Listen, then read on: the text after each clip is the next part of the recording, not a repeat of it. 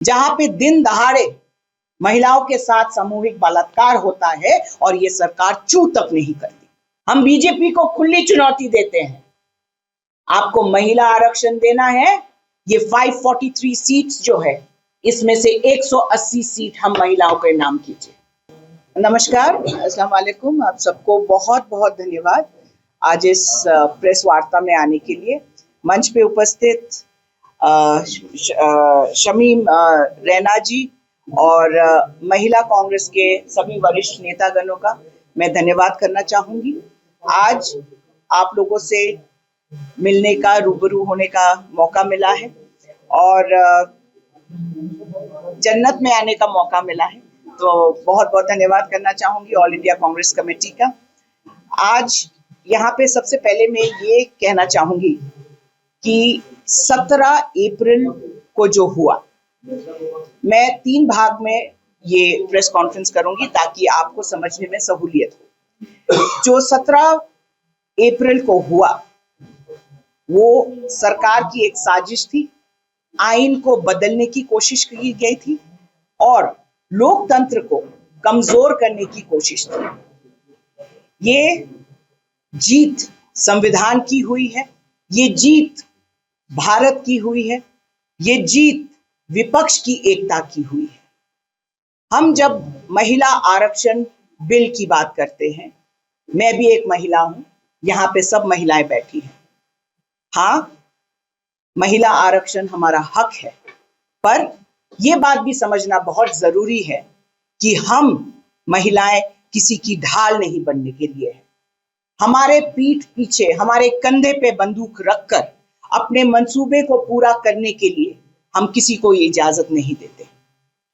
इसके अलावा मैं आपसे ये भी कहना चाहूंगी कि नारी शक्ति की बात करती है ये सरकार। किस तरीके की नारी शक्ति की बात करती है?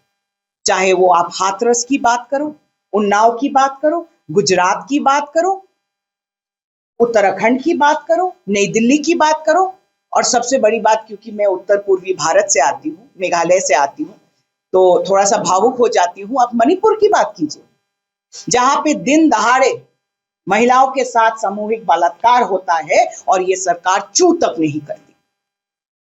यहां पर महिला आरक्षण के आड़ में डिलिमिटेशन या फिर परिसीमन का बिल को लागू किया जा रहा था।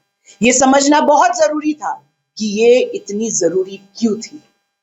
दूसरी बात, नारी शक्ति की बात करते हैं। किस तरीके की नारी शक्ति? बेटी बचाओ बेटी पढ़ाओ सबसे बड़ा जुमला इस देश में। करोड़ों रुपए सिर्फ पीआर बाजी, ड्रामेबाजी और टीवी बाजी में जाती है। बेटी बचाएंगे तभी तो बेटी पढ़ेंगे, तभी तो आप बेटियों को आरक्षण देंगे। जब बेटियां सुरक्षित ही नहीं है इस देश में, तो आप किस तरीके से बेटियों को आरक्षण देंगे?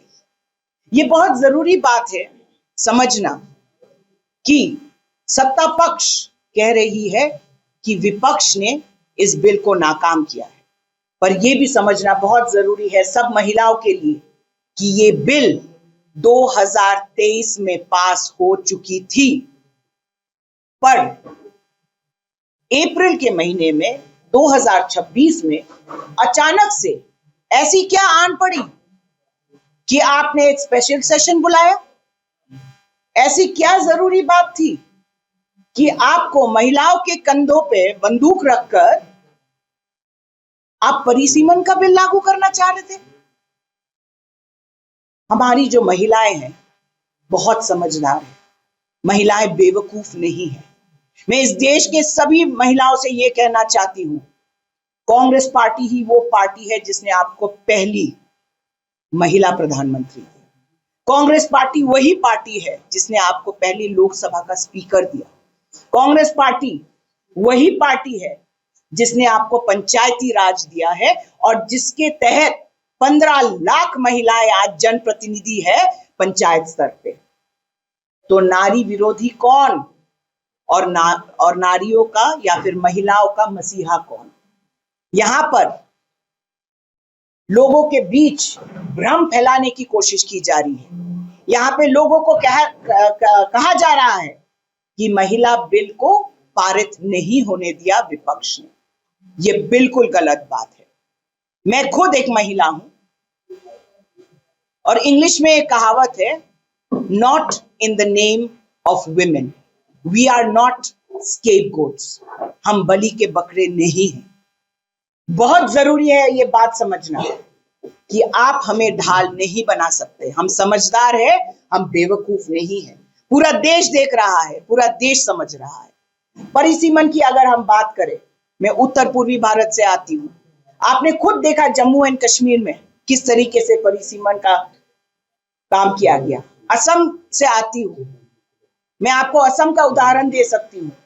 वहां पे परिसीमन में क्या किया गया, विपक्षी दलों के जो नेता थे उनके कॉन्स्टिट्यूएंसीज का विभाजन किया गया ताकि भाजपा सत्ता में रह सके और अपनी मनमानी कर सके।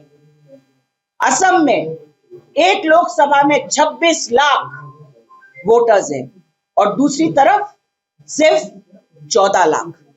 कुछ कुछ क्षेत्र ऐसे हैं कि कुछ नदी के इस पार है, कुछ नदी के उस पार है। ये किस तरीके का परिसीमन है? महिलाओं को आगे कर कर आप परिसीमन करना चाहते हैं। हम बीजेपी को खुली चुनौती देते हैं। आपको महिला आरक्षण देना है, ये 543 सीट्स जो है, इसमें से 180 सीट हम महिलाओं के नाम कीजिए। हम आपके साथ खड़े हैं, पूरा विपक्ष आपके साथ खड़ा है, पूरा देश आपके साथ है, पर इस देश को जुमला मत दीजिए, इस देश को झूठी बात मत दीजिए। मुझे एक बात बताइए, कितनी बहनों के साथ कुकर्म होता है?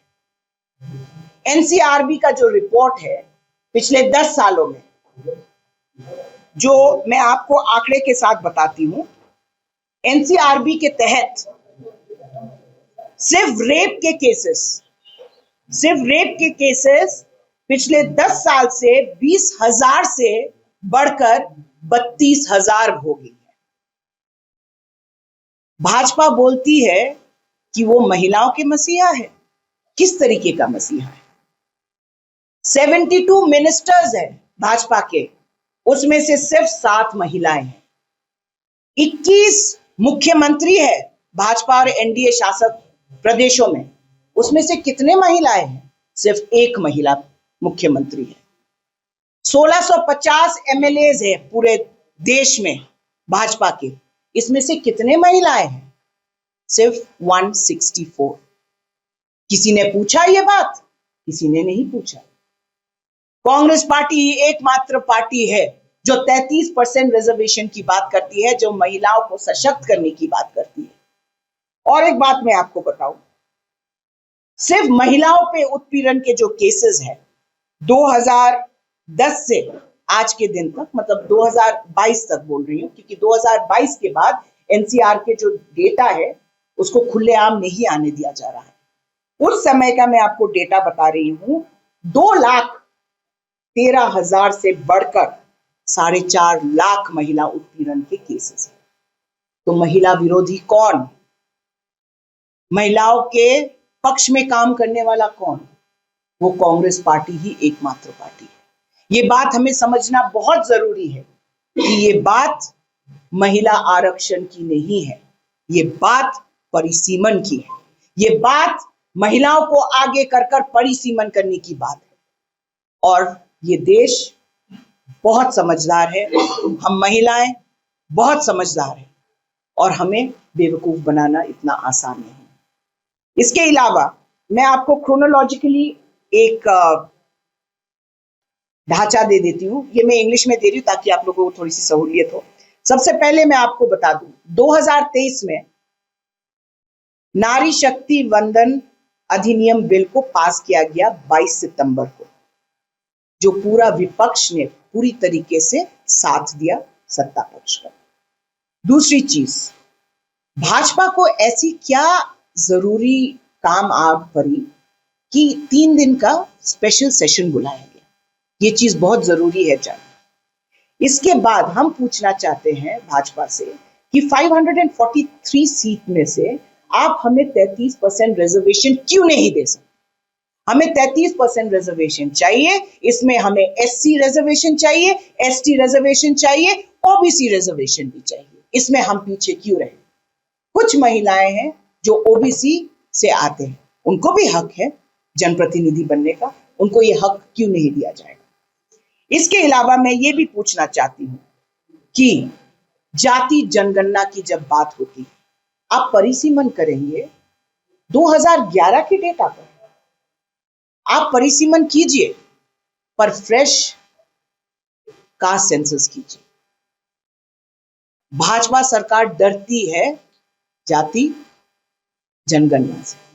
भाजपा सरकार डरती है कि उनके जो मंसूबे हैं वो बाहर ना आ जाए, इसलिए महिलाओं को ढाल बनाकर अपने मंसूबों को अंजाम देने की कोशिश कर रही है। विपक्ष पार्टी ने ये मांग की है कि 29 अप्रैल को आप एक मीटिंग बुलाइए और अगर कुछ संशोधन करना है, हम राजी हैं, हम बैठ के एक साथ इस पूरे चीज को हम लागू करने को तैयार है। आप तुरंत लागू कीजिए, पर 543 सीट्स पे आप लागू कीजिए, 180 सीट हम महिलाओं के नाम कीजिए। बहुत बहुत धन्यवाद।